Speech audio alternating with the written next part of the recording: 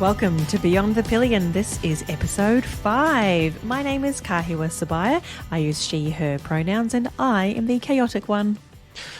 And my name is Mark Drechsler. I use he, him pronouns, and I made a small fortune by starting out with a large fortune and then getting into restoring old motorcycles. We will start today, as always, with our acknowledgement that today we meet on the traditional lands of the Kaurna people and pay our respects to elders, past, present, and emerging. What are we talking about today, Kahiwa? Today we are looking at some of the ways you can end up not as a statistic on the road and still have heaps of fun, aka how do we ride to stay alive? Because Fantastic. That's kind of the goal, to be able to actually get back home, right? One half is get home safely, and the second one is have fun doing it.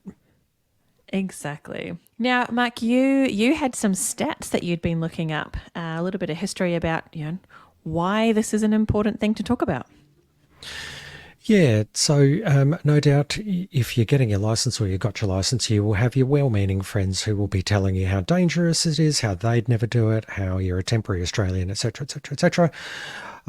So in terms of relative risk, now these are Australian stats, and they are general in their number.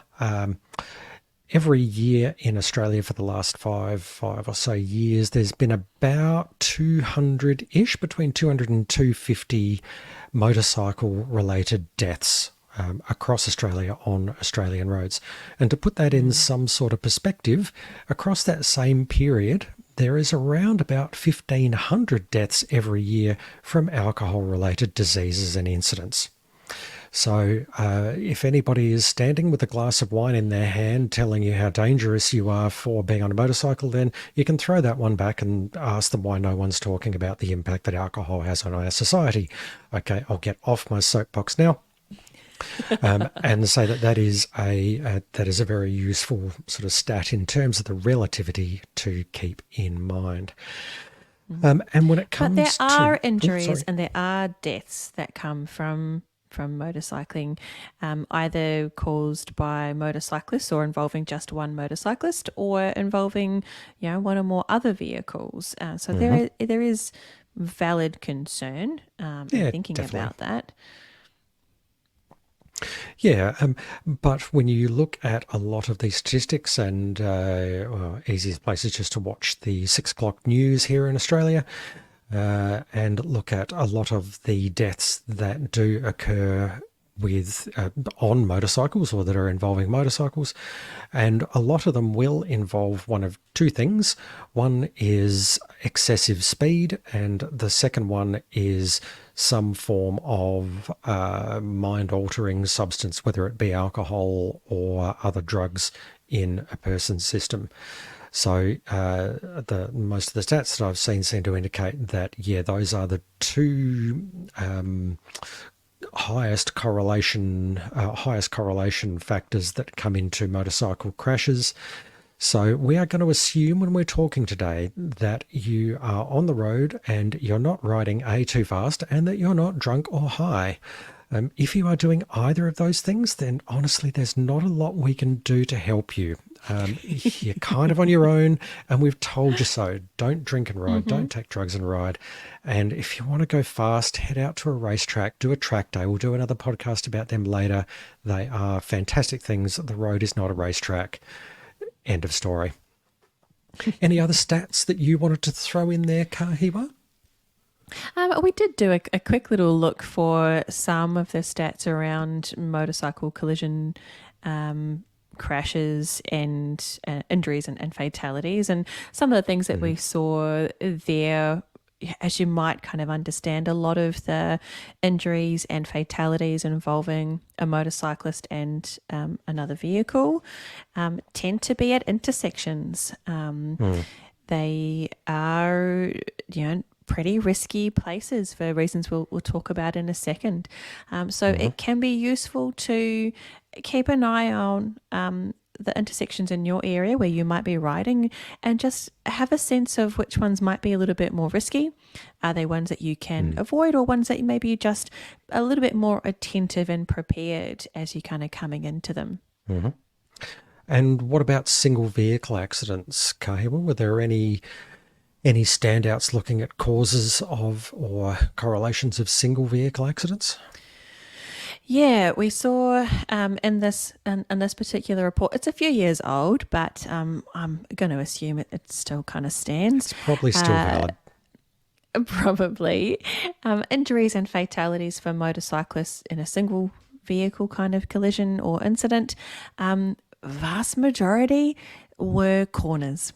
Hmm. So Yep. it came from someone potentially losing control or at a quick glance, kind of going in too hot or similar and taking a line that, maybe a straight line when the corner kind of veers around instead.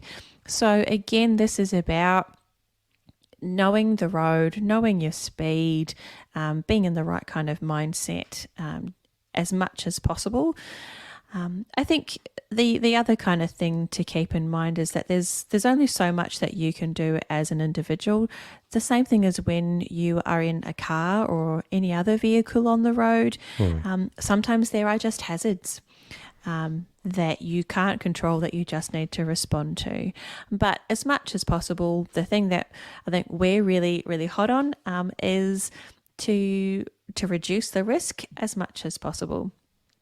But I think in saying that, there are incidents of injuries and fatalities for motorcyclists, either on their own or with other vehicles involved, there are also some actual advantages Absolutely. to riding a bike. Did you want to talk about that at all, Mark?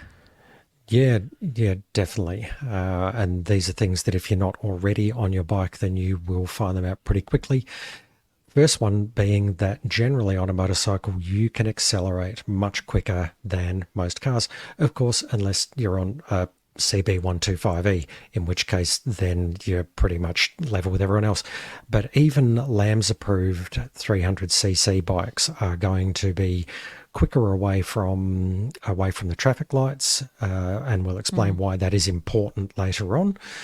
So you do have that acceleration that can get yourself out of trouble. I always feel more vulnerable on a push bike on the road compared to being on a motorbike because I have no acceleration to get out of trouble. At least on a Mm. motorbike, you do. You are very maneuverable. So you are smaller. You've got a lot of potential to move the vehicle quickly in different directions, and you've also got a lane that you are riding in that is designed for the width of a car. So you can have a lot of choice when you are riding a motorbike about where you position yourself in that lane. So you got more flexibility there. Uh, because you are sitting up taller on most motorcycles, then in traffic, very often you've got a fantastic view where you can see over the top of a whole lot of cars and you can see a lot further ahead to be able to gauge what's going on with traffic. You have less blind spots because you don't have things like door pillars that are sitting in your peripheral vision. So you tend to get a much better view of the road. You have a lot less distractions when you're on a motorbike. So you are generally not playing around with your phone, messing around with the air conditioning, changing trying to hit next on your Spotify playlist or find that particular playlist that you really wanted while you're driving. So you do tend to just be more alert because you have far less distractions. And not only are you alert because you have less distractions, but you also are much more closely connected to your surroundings. You will notice things like road condition. You will notice things like weather because you are there immersed in them in a very visceral, connected type of way compared to when you sit in a car, which is a great big metal cage. Its job is to try and isolate you from as much of that outside world as it can. Mm. So Mm. you will be more alert and you will learn more about. There will be things that you notice on road surfaces that you never really thought that much about, like inspection hole covers, metal plates, white lines, potholes that in a car you just plow over them.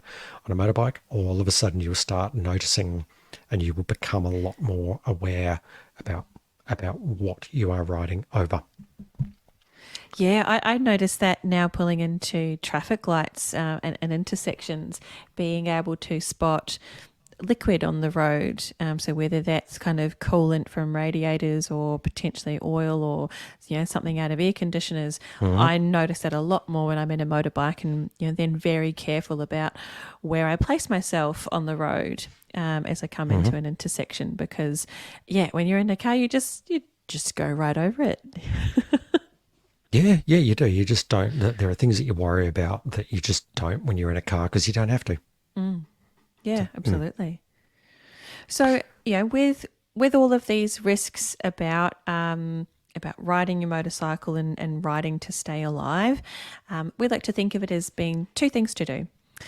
You can either reduce the risk or the likelihood of the risk actually eventuating, and you can Hmm. reduce the impact of an incident if that actually does come about.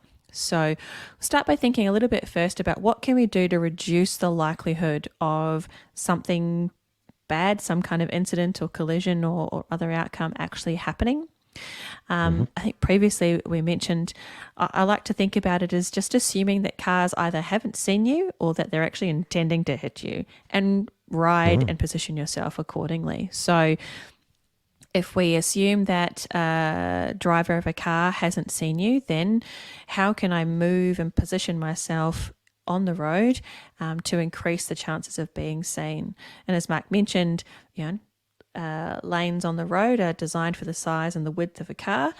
You can fit a good 2 or 3 motorbikes width across there. So there are quite a few spots on the road lanes where you can put yourself to increase your chances of being seen.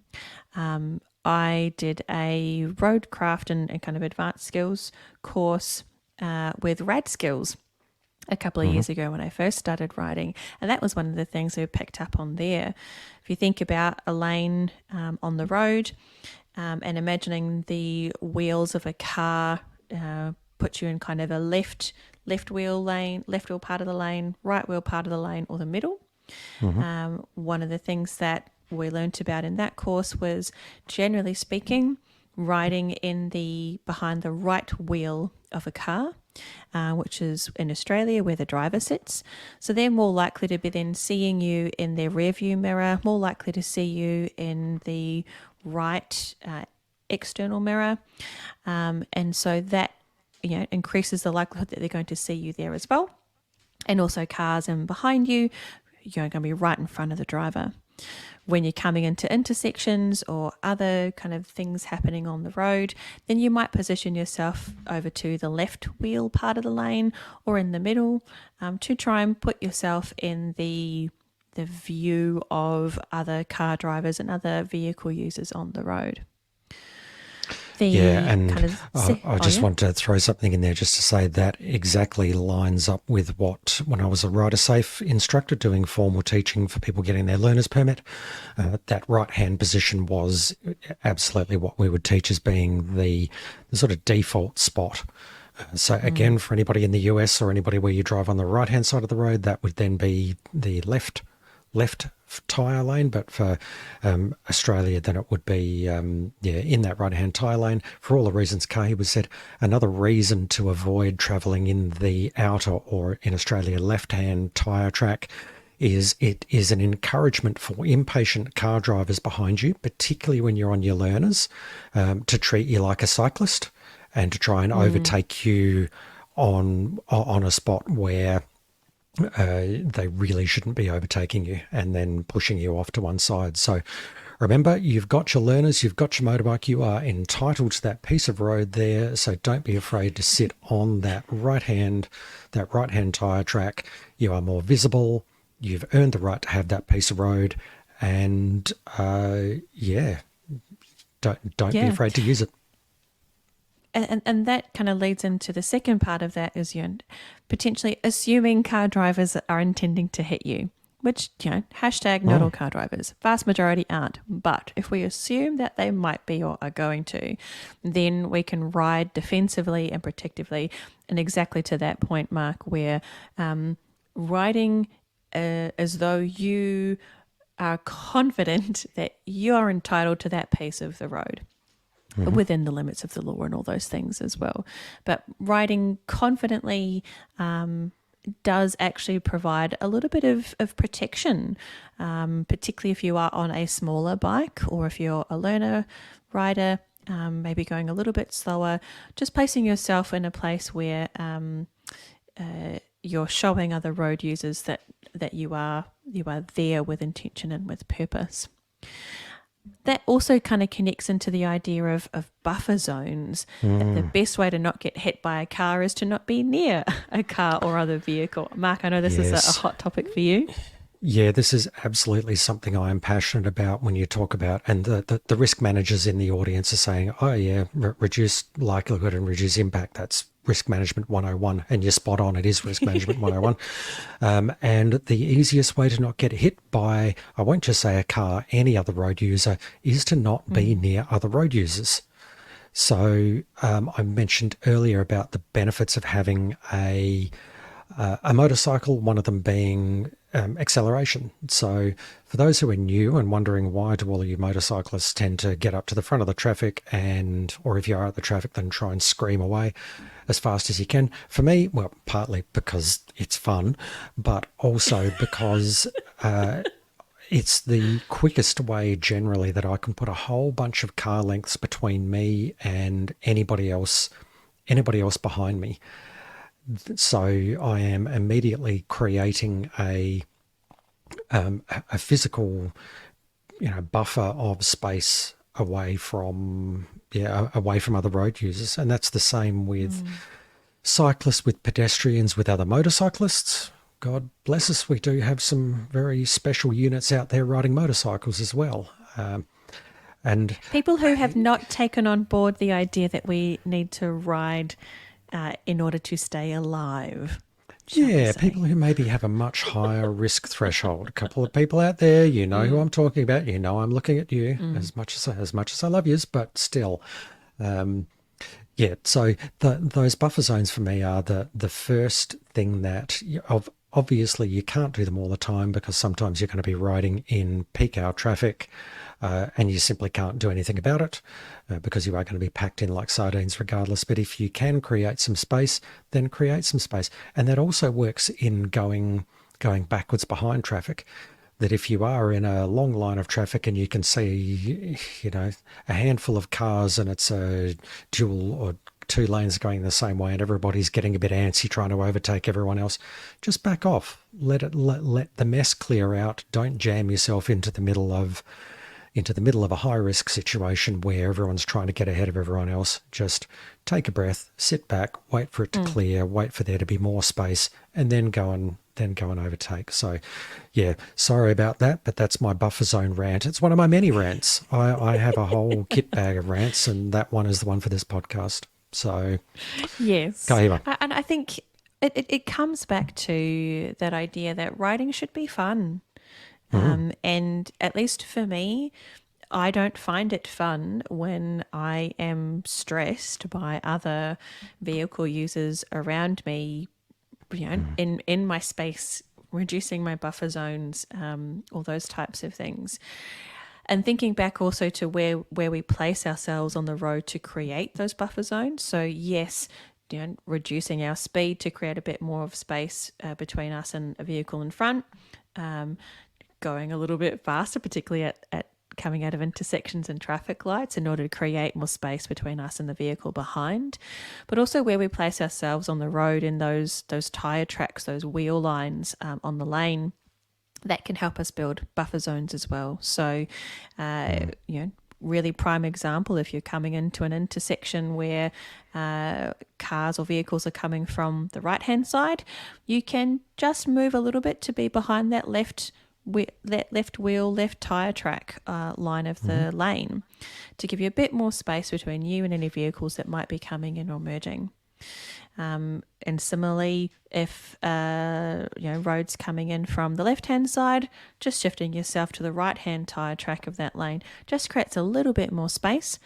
Also mm. means that slight movement between the right and the left tire track, or vice versa, and the lane, it's another signal to other vehicle users that there is actually a vehicle here kind of creates an opportunity for them to notice you, which, again, coming back to the first one, how can we make ourselves seen? In Mm. addition to how can we increase the ability for us to see what's happening on the road around us, and Yeah. that connects really strongly with another big thing here around just please don't tailgate, Yeah, please just don't go don't up too do it. close. Yeah, yes, we know that most motorbikes have really strong brakes these days, and you can stop extremely quickly in good weather conditions. But you are putting a whole lot of responsibility onto your cat-like reflexes, which Mm, particularly when you're learning, you may not have just the quickness and the grooved nature of, or yeah, embedded nature of being able to brake, change down, and do everything else really smoothly. So don't mm, tailgate. And the other thing all it does is piss car drivers off. A big part of being a motorcyclist that you are going to do out there when you're riding safely is also trying to show car drivers that don't give them any reason to more deeply embed their confirmation bias that all motorcyclists are total idiots and ride like complete muppets on the road. So try and be a good yeah. citizen. And tailgating is one of those things that it's putting yourself in danger, and it's just pissing people off and making the road an angrier place. So just, again, don't do it. Mm. Buffer zone. Sorry, Yeah, Kahiwa. buffer zone. Intersections.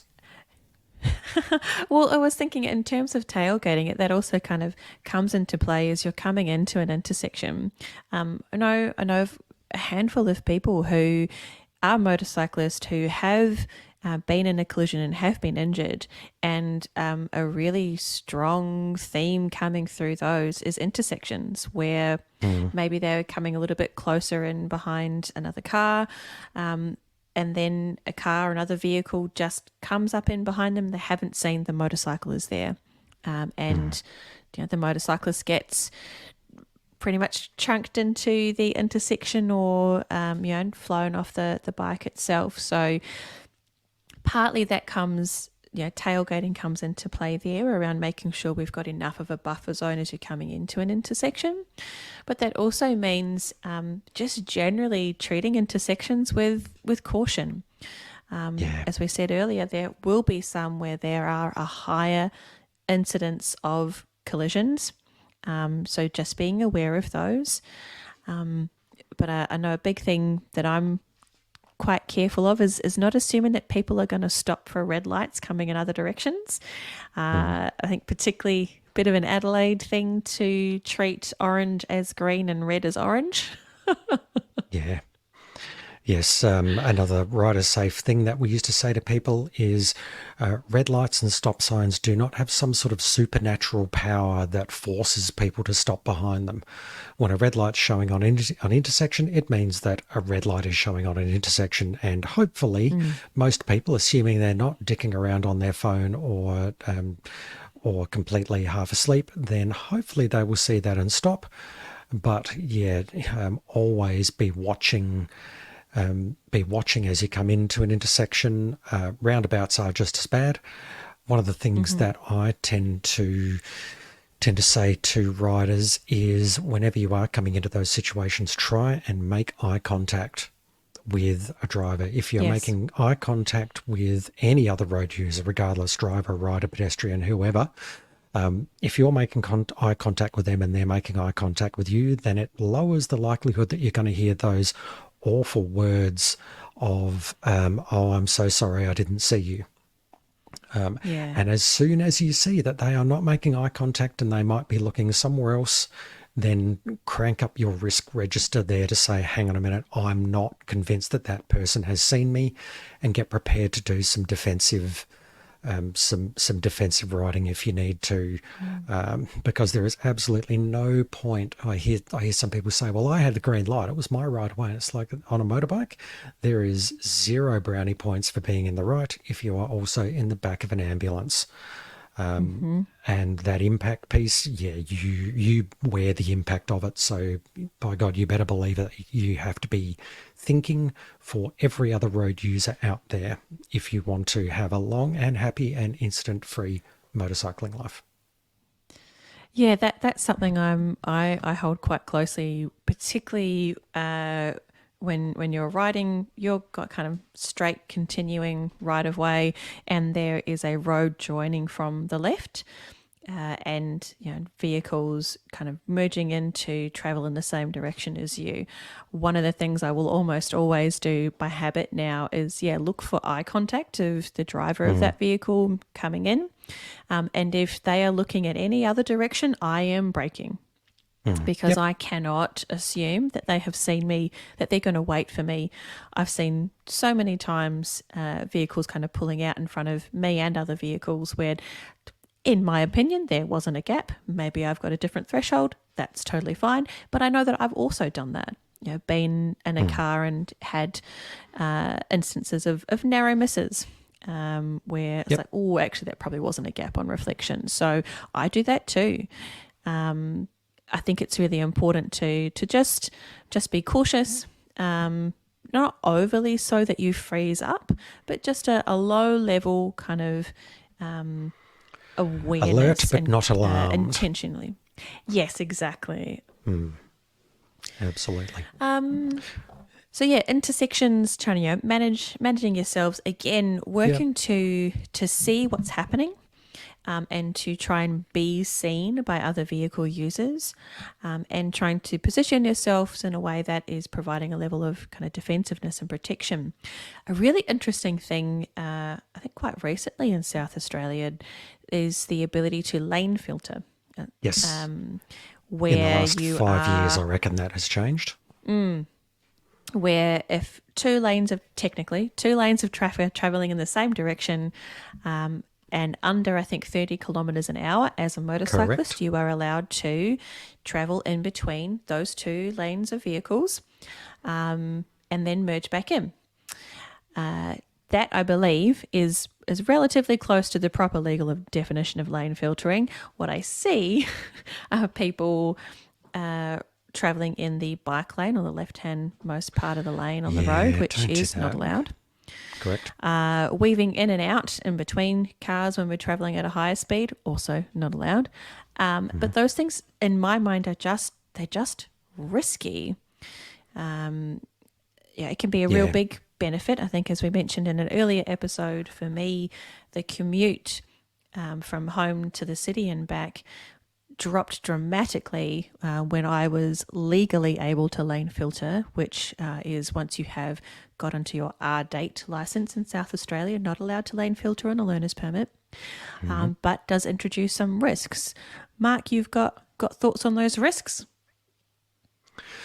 Um, yeah, so it is. Well, it's one of the biggest benefits of being a motorcyclist, and of course, Mm, check your local authorities in terms of what you are allowed to do, and as a motorcyclist, when you are allowed to lane filter, both in terms of your mm, license and the conditions under which you can do it. Kahiwa's nailed it for South Australian law there. And it is one of the things that can make a significant improvement in the travel time. So when you are on in peak hour traffic on major roads, then lane filtering can make it hugely quicker. Even going at 30 mm, k's an hour, if everybody else is jammed solid and you are starting to make good progress, then it's fantastic. But you are moving between lines of two lines of very large vehicles. So it is something that the 30k an hour limit, which is law in South Australia, is one that I think is about right, because mm, it still gives you enough time to be able to stop for the unexpected. And the unexpected in those situations is because every car driver in particular thinks that, well, they're stopped, therefore everybody is stopped. So people who might be, they've left a gap in the traffic to let somebody cut across who's trying to cut across lanes of traffic. who aren't thinking about, oh yeah, there might be a motorbike coming up through those two lanes filtering. People opening car doors, people putting their arms or hands out the window, With or without anything cigarettes. with or without cigarettes. Occasionally, thankfully rarely, it seems in South Australia it's settled down, but occasionally car drivers not being happy that somebody on a motorcycle is doing exactly what they can legally do, which is riding up between them. So definitely be slow Yes, I and have had cautious. instances where a car driver in that particular, I think, mindset decided to shift the car just slightly in closer to the centre between the two lanes so that there was not enough space anymore to filter, which fine. However, that's part of the risk of it, and that's where you want to be able to be going at a speed where you can still stop very quickly. For me, I very rarely lane filter over kind of 20 k's an hour, and we'll be looking to merge into traffic as soon as we're getting anywhere near 25, 30, because I think it's too risky for me, for my opinion, and Hmm. my riding confidence to be going too fast between those lanes of traffic, because I've had a situation where a car driver decided, no, actually, I don't think you should be able to lane filter, which their car, as you said, better to be home and not in the back of an Yeah. ambulance.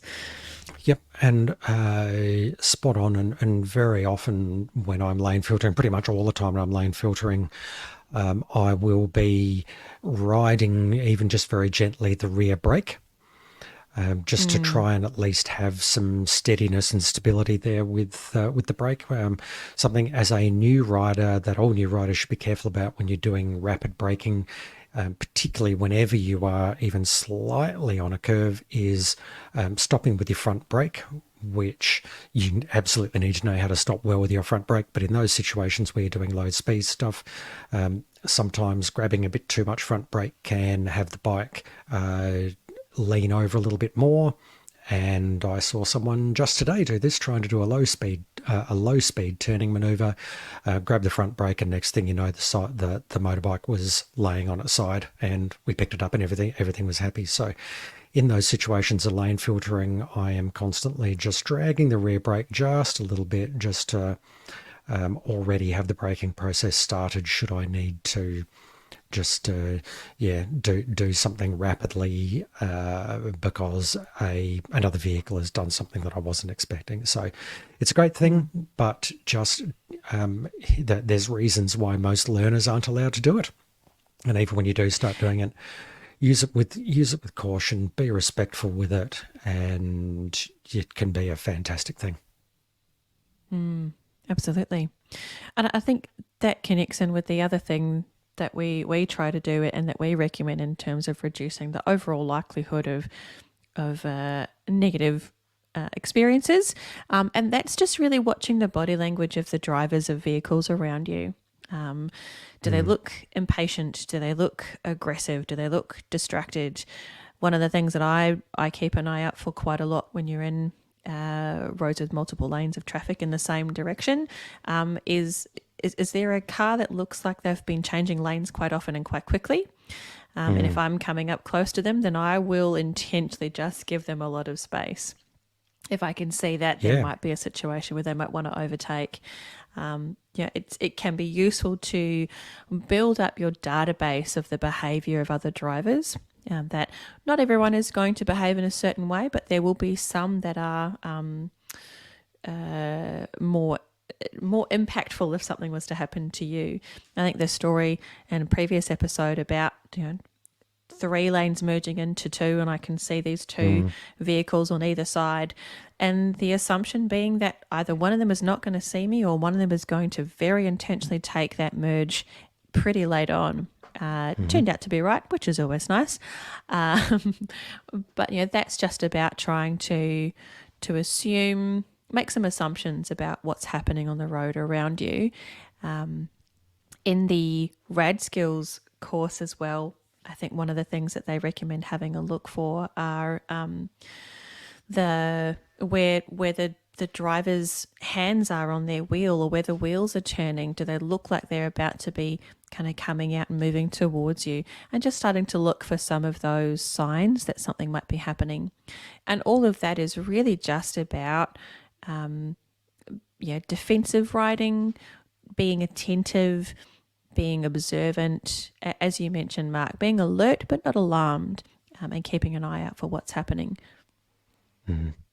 Yeah, absolutely. It's learning the body language of cars, particularly cars, and being able to read that and then adjust your behaviour accordingly. Really, you are, because you are so much more exposed, then yeah, you need to be much hotter on being able to read what's going on around you, because you are the one who will have the biggest impact in the event of an incident.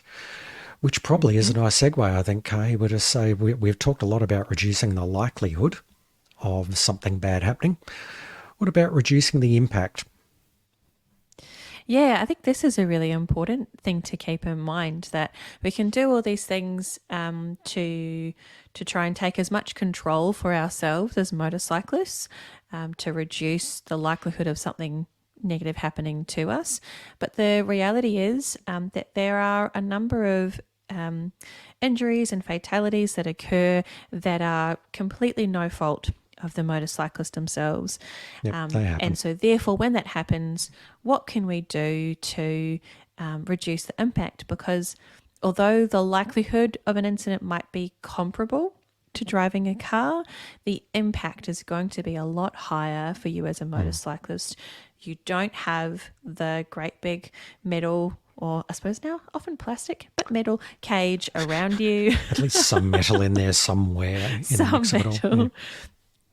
You don't have airbags, all of these other things that can provide a much higher level of protection. So when we are riding as a motorcyclist, it's really on us to have that last layer of defense, which is your protective gear. This is something that I'm personally really passionate about. That's probably my rant. We talked about the basics in a previous episode in terms of getting started. So, helmet and gloves, that these are essential. A helmet is a legal requirement for a reason, and gloves are just a logical no-brainer, really. Yeah. Anytime you're coming off a bike, probably one of the first things that's going to happen is your hands are going to reach out and Yeah. potentially hit gravel or asphalt, and they will get burnt, mangled, broken, all Shredded. sorts of things without something to protect them. And gloves can be a really good example for that. And they're not that expensive of the bits of kit you are going to buy. They are one of the cheaper items that you can get. Even if they're a cheap pair of motorcycling gloves, you can probably pick some up on sale somewhere for like $50. And compared to the amount of pain and plastic surgery that you go through if you ever have a nasty incident and take a whole lot of skin off your hands, seriously, I get freaked out when I see people with riding without them. Just do it, Yeah. please, for my sake. And I think one of the arguments can be, oh, I want to be able to feel the wind on my hands, or it's warm, which I think Yes, is a that bit of old an argument chestnut. for a lot of people about protective gear in general. But just know that there are a wide variety of gloves that are available. From typical leather looking gloves to things that have a bit more mesh for airflow but still have protection in them from like things hitting them, so protection over your knuckles, but also wrapping all around and protecting the skin. Through to ones that are fully winter, cold weather ready, to keep your hands warm, but also fully protected and away from the elements as well. And you can even get ones that have built-in heaters now. and they are as good as they Oh sound in the middle of yes. winter.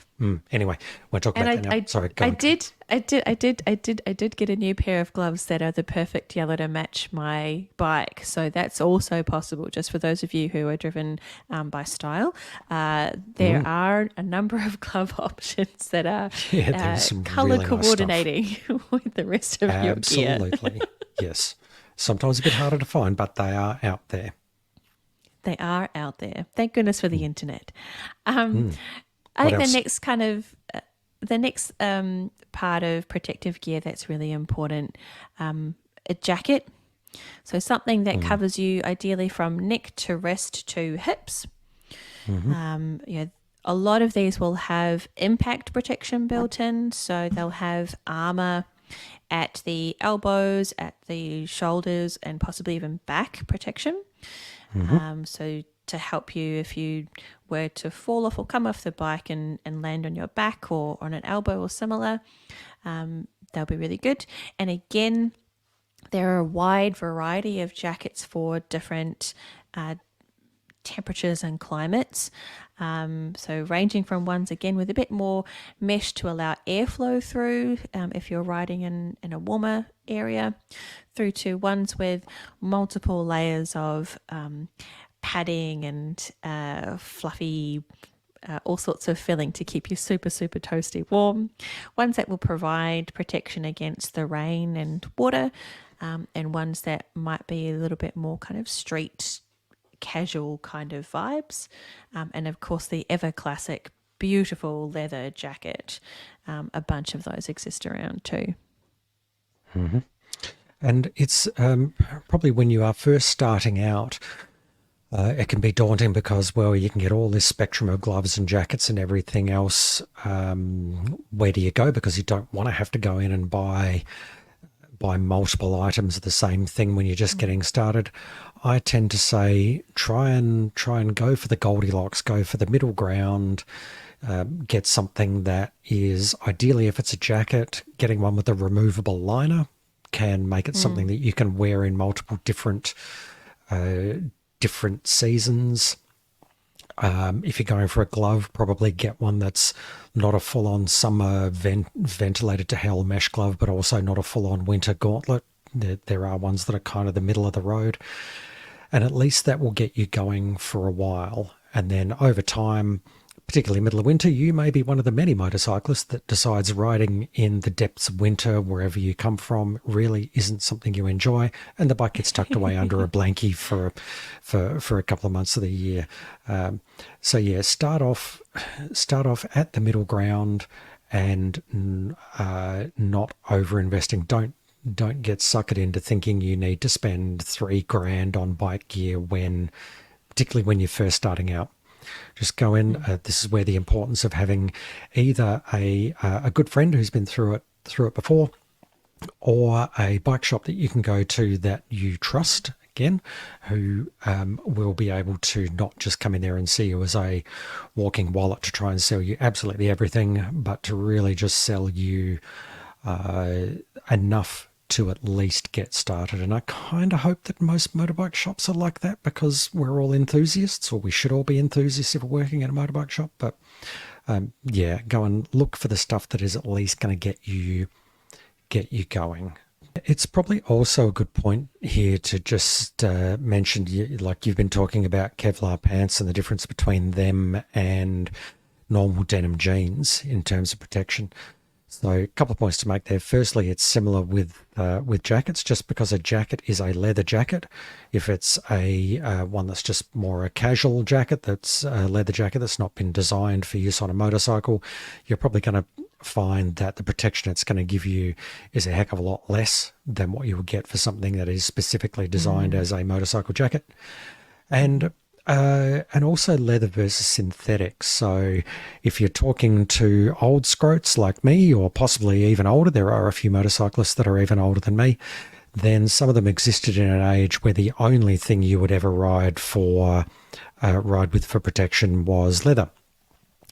These days you can get very good quality synthetic jackets and pants that will give you a heck of a lot of protection, right up there comparable levels of protection as leather. So that argument's kind of not that relevant anymore about is leather or synthetic clothing more going to give you better protection. It's yeah, that one's kind of a red herring now because there's been such improvements in the protective capabilities of both that yeah, it's not really an argument anymore.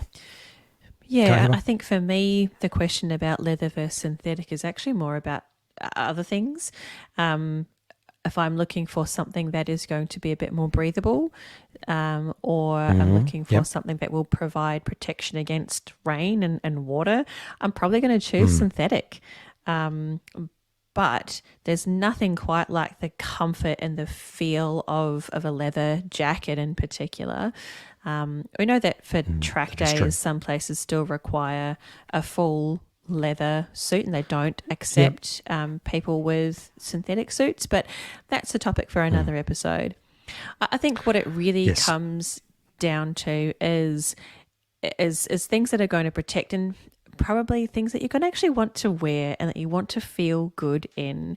And as I mentioned, in the last few years, I've really noticed quite a few brands coming out now with some actually really good gear for women and for female bodies that are both really good in terms of providing high levels of protection, but also looking good on and off the bike. I think we're going to talk about some of that gear in later episodes. But for me, that's some of the legging type pants that look a bit like jeans or look like leggings, but are really nice and comfortable, really high levels of protection with Kevlar lining and with knee armor.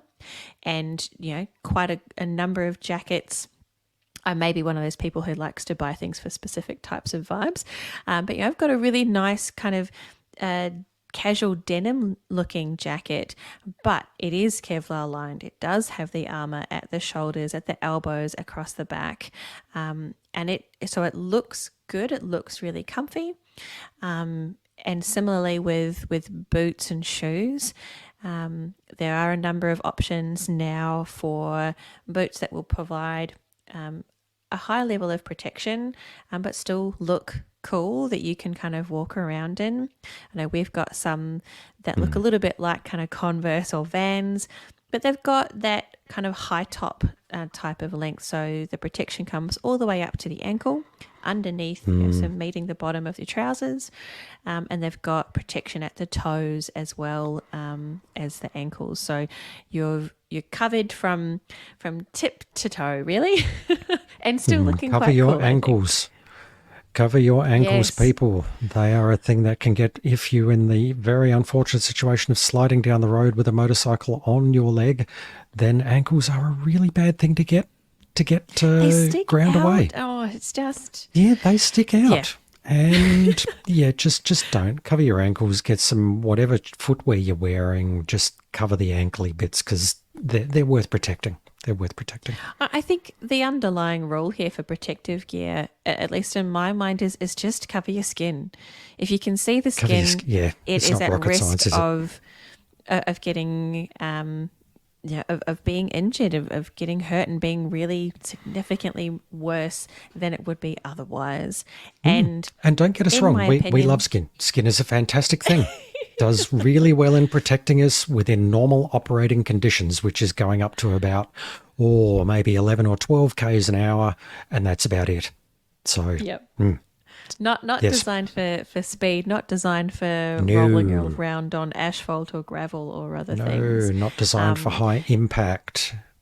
no, No, there's don't there put are it through some that. good options, so you can look good and you can be safe, and that's that's what we're really all about is having fun and looking good and feeling good in a way that still allows you to manage those risks. So, our key takeaways for today. On the one hand, we're wanting to ride to stay alive. So that includes riding defensively, putting yourself in line so that you can see the the vehicles and the hazards around you, and that you can be seen, and that the best way to do this is with buffer zones. In front, behind, around, they give you time and space to respond should just bonkers wild things happen on the road around you. And that second part there being around reducing your impact of any potential incident by wearing good protective gear that is designed for motorcycling. Cover your skin, protect your head, protect your joints, and you will be able to have fun and still get home. Spot on there. Which then brings us to, before we wrap up, just looking at the next episodes. The next episode we're going to call Bridging the Confidence Gap. So you have, no matter where you are, you've just got your learner's permit. You can now, so if you're in South Australia, it'll be a course that you do for a couple of days. And then you have the legal right to slap an L plate on the back of a learner-approved motorcycle and go and jump out in the middle of peak hour traffic doing 100 k's an hour. Therefore, now for some people, that's absolutely no problem, particularly for people who have grown up riding dirt bikes on the farm or similar.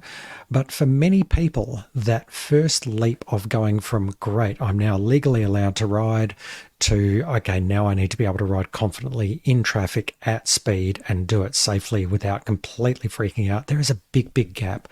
So in the next episode, we're going to talk a bit about some of the things that, in our experience, can be really useful in bridging that confidence gap. So stay tuned, and that is what we will talk about next time. Kahiwa. Yes, I'm very excited. Hopefully you will have remembered some of the stories from our first episodes where I talked about my experience of that confidence gap. And we're going to be going through some of the things that Mark and I did and that I did as well to try and address that gap and get to a point where feeling confident and just good and comfortable riding in various different types of situations. But until next time, please ride safe and have fun, and we'll see you soon.